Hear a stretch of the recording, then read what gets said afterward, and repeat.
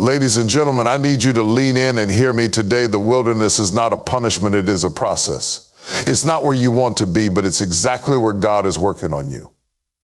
The wilderness is where God separates you from distraction, strips you of comfort, and sets you up for transformation. The wilderness is a place that many of us dread.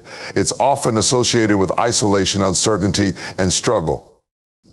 When we find ourselves in difficult situations, we may wonder if it's some form of punishment. We might ask, what did I do to deserve this, or why am I going through this? But let me tell you something, the wilderness is not a punishment.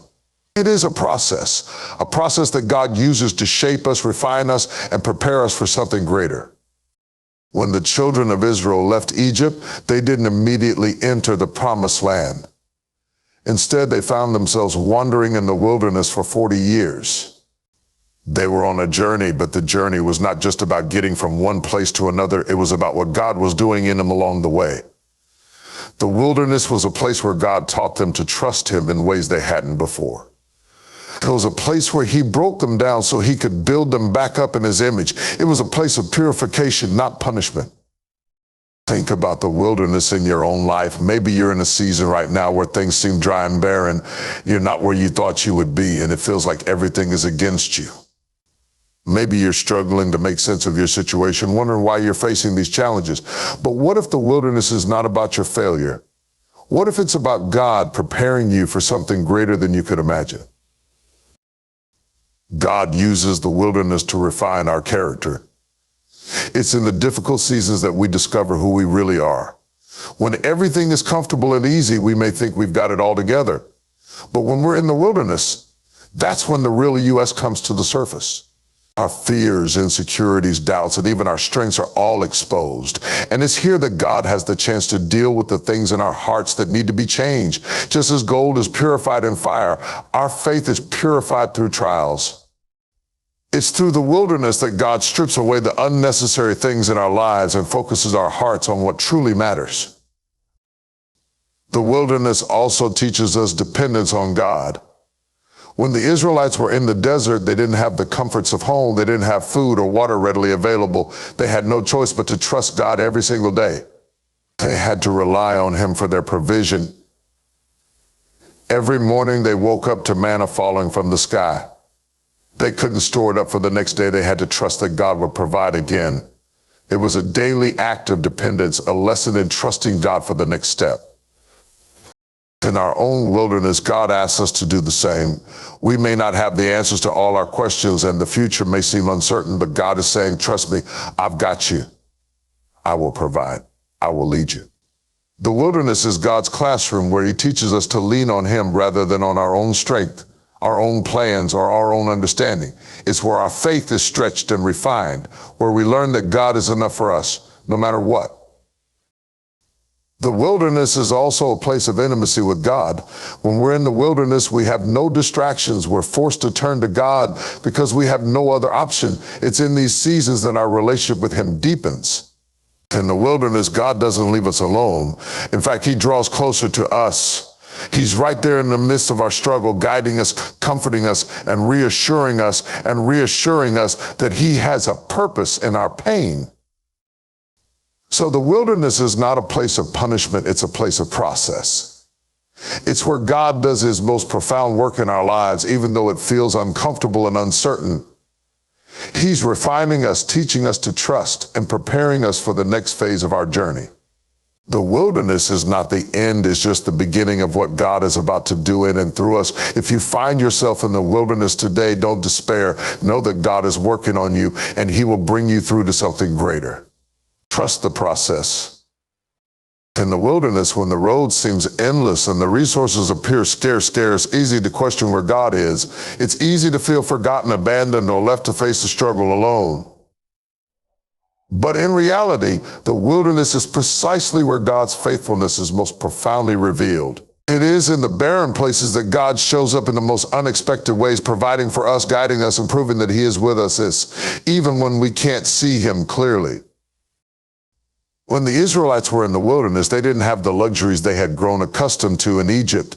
They didn't have the abundance of food, the familiar comforts, or the safety they once knew. They were in an unfamiliar land with nothing to rely on but God. And yet it was during this time of deprivation that God's faithfulness was most evident. Every day God provided for them. When they were hungry, he sent manna from heaven, giving them exactly what they needed to survive. When they were thirsty, he brought water from a rock. When they felt vulnerable and alone, he led them with a pillar of cloud by day and a pillar of fire by night. This was not just provision, it was divine faithfulness. God didn't forget about his people, even though they complained and doubted. He didn't leave them to fend for themselves in the wilderness. Instead, he consistently showed up day after day to meet their needs. The wilderness revealed that God's faithfulness is not dependent on our circumstances or our feelings. Even when we can't see how he's working, he's still working. Even when it feels like everything is falling apart, God is holding it all together. But God's faithfulness in the wilderness is not just about providing for our physical needs. It's also about revealing his constant presence. In the wilderness, the Israelites learned that they could not rely on their own strength or resources. They couldn't depend on the land to sustain them because the land was barren. Instead, they had to learn to depend on God completely. And in that dependence, they found a deeper relationship with him. God was not just the one who gave them food and water. He was the one who walked with them every step of the way. His faithfulness wasn't just about provision. It was about his companionship. This is the same faithfulness we can rely on today. In our own wilderness experiences, when we feel uncertain or lost, God is right there with us. He may not always provide in the way we expect or in the timing we desire, but he will always provide in the way we need. He is faithful to guide us even when we don't know where the road is headed. In the wilderness, we discover that God's faithfulness is not based on our ability to understand his plans or to control the outcome. It's based on his unchanging character. There are moments in life when we feel like we are in a spiritual wilderness. Maybe we face loss, disappointment, or heartache. Perhaps our dreams seem far off or unreachable, and we wonder if God has forgotten about us. But it's in these moments that God's faithfulness shines the brightest. He is still present, still at work, and still holding our future in his hands. The wilderness may look like a place of desolation, but it's really a place where God's promises are refined, tested, and proven true. Think of it this way: the wilderness is the place where we learn that God is not just a distant figure we call on in times of need. He is an ever-present help in trouble, a constant companion through every season of life. And as we walk through the wilderness, we learn to trust him more deeply, not because of what we see or feel, but because of who he is. His faithfulness is not conditional, it's eternal. In the wilderness, God is faithful. His provision, his guidance, and his presence are the proof of his love and his commitment to us. No matter how difficult or uncertain the journey, we can rest assured that God will never leave us. His faithfulness is revealed in the wilderness, and it is in the wilderness that we often come to know him most intimately. So when you find yourself in the wilderness, don't focus on what's missing. Instead, focus on the one who is with you and trust that his faithfulness will carry you through. The wilderness is more than just a difficult or uncomfortable season. It is a place where our faith is put to the test. It's easy to have faith when everything is going well, when our lives are smooth, and when our needs are met without struggle. But the wilderness is a different story. It's in the wilderness that we truly discover the strength of our faith, because it is here that we are tested like never before. When the Israelites found themselves in the wilderness, it wasn't just about their physical survival. It wasn't just about whether or not they would have enough food or water. It was about whether or not they would trust God, even when everything seemed uncertain. The wilderness stripped them of all their comforts and forced them to rely on God alone. There was no easy way out, no quick fixes, and no way to escape. They were forced to face their doubts, their fears, and their weaknesses.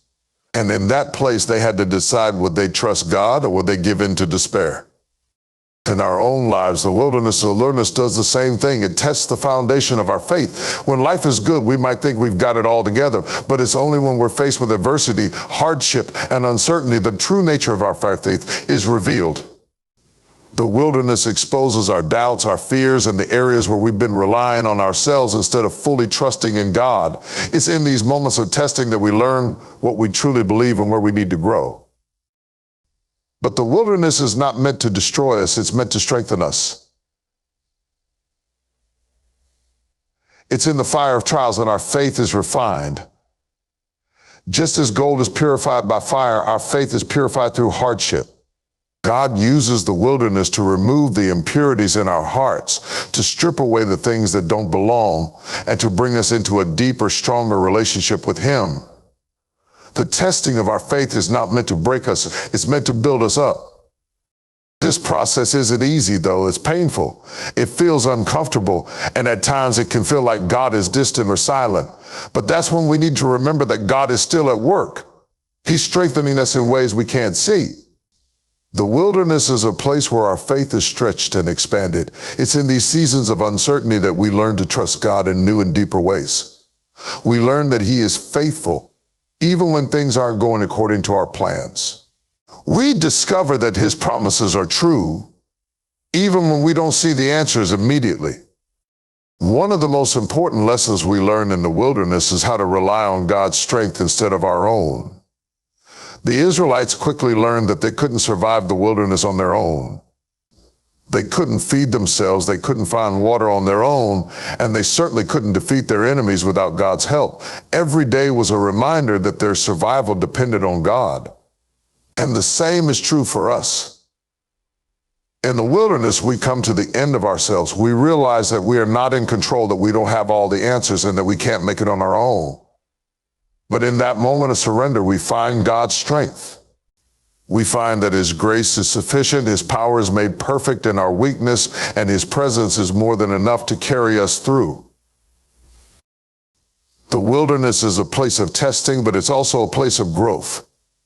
It's in the struggle that we become stronger. It's in the difficult seasons that our faith is deepened, our character is shaped, and our trust in God is solidified. The wilderness may be uncomfortable, but it is not wasted. God uses it to build something beautiful in us, something that can only be forged through fire. So when you find yourself in the wilderness, don't despair. Don't see it as a sign of failure or abandonment.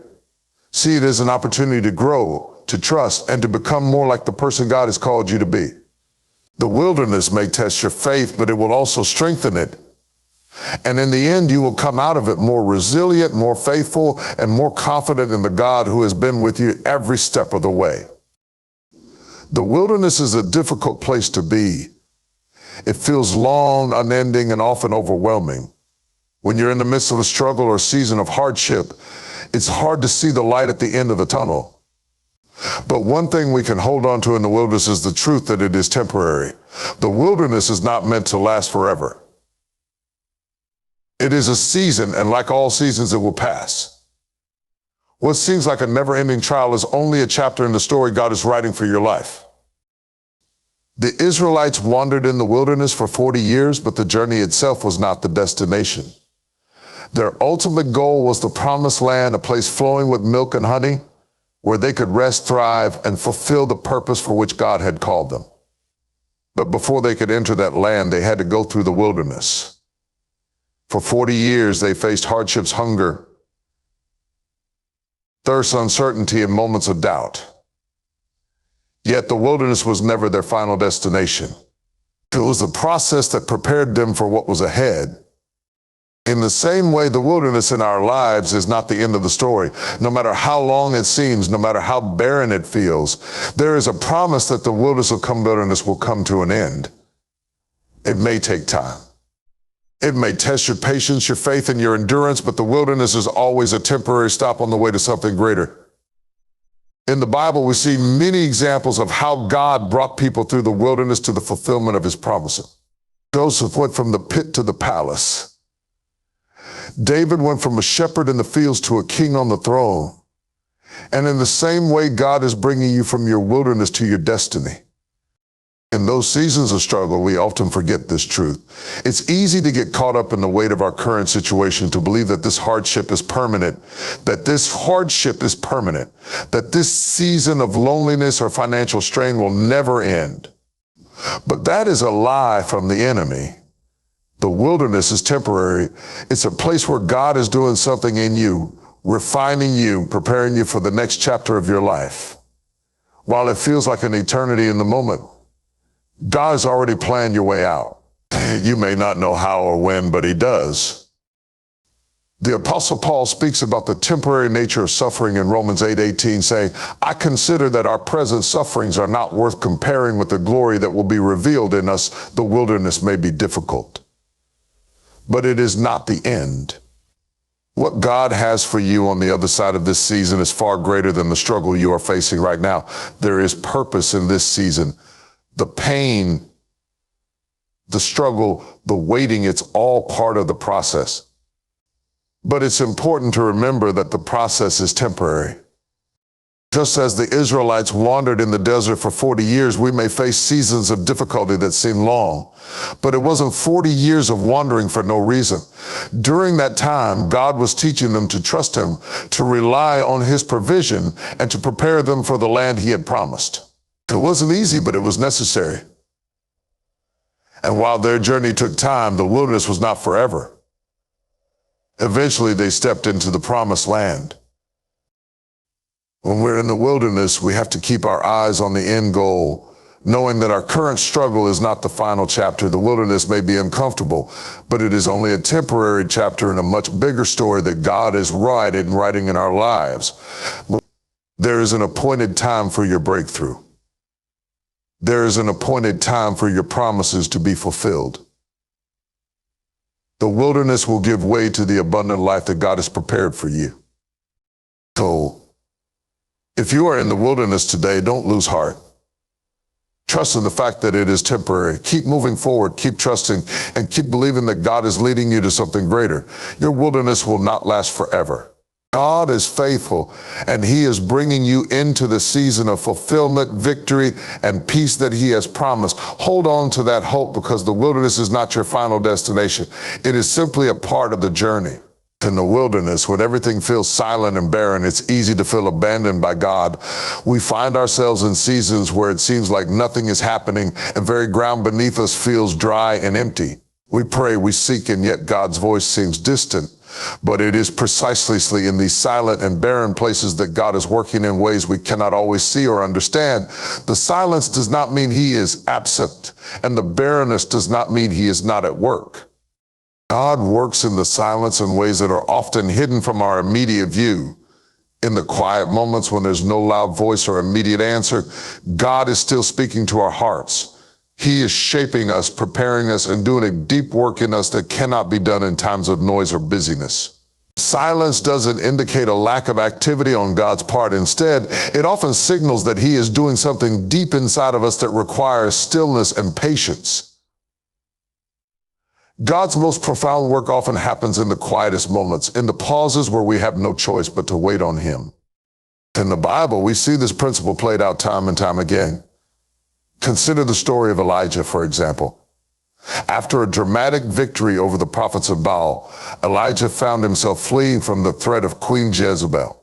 In his despair, he retreated into the wilderness, and there God spoke to him, not in a mighty wind, not in the earthquake, but in a still small voice. It was in the silence, after everything had quieted down, that God revealed himself to Elijah.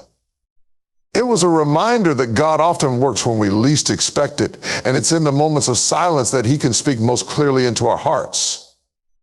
This principle holds true in our own lives as well. When we feel like we're in a spiritual desert, when it feels like God is silent, it's easy to question whether he's listening to our prayers or if he's even present at all. But even in the silence, God is working. He is refining our hearts, teaching us patience, and deepening our trust in him. It's in the silence that we are stripped of our distractions, our own ideas of how things should unfold, and our need for immediate results. In the silence, God works in the hidden places of our hearts, preparing us for what's to come. The barrenness we experience in the wilderness is also a place where God works in ways we cannot always understand. A barren land can feel hopeless and unfruitful, but God has a way of bringing life even in the most desolate places. In the wilderness, we learn that fruitfulness doesn't always come in the way we expect. God is not limited by our circumstances or by how things appear on the surface. He can bring forth fruit even in the most unlikely places. Just as he told the Israelites that he would make a way in the wilderness and streams in the desert, God can bring life to barren situations in our own lives. Sometimes barrenness is necessary for spiritual growth. It is in these seasons of lack and desolation that we learn to depend on God in ways we never would in times of abundance. When everything else is stripped away, we are forced to rely solely on God's provision. It's in the barrenness that we discover the depth of God's faithfulness. When we have nothing else to lean on, we learn that God is enough. His grace is sufficient, and His strength is made perfect in our weakness. The barren season is often the one where we discover that God is all we need, and in that realization we find life. In the wilderness, God works quietly, silently, and deeply. He may not always answer our prayers in the way we want or in the time we expect, but He is always at work. In the silence, He is teaching us to listen. In the barrenness, He is preparing us to bear fruit. The wilderness may feel like a place of emptiness, but it is also a place where God's presence is often felt more deeply. His work in the silence and barrenness is just as important as His work in the loud and fruitful seasons. Trust that even when you don't see it, God is working, and He is preparing you for something greater.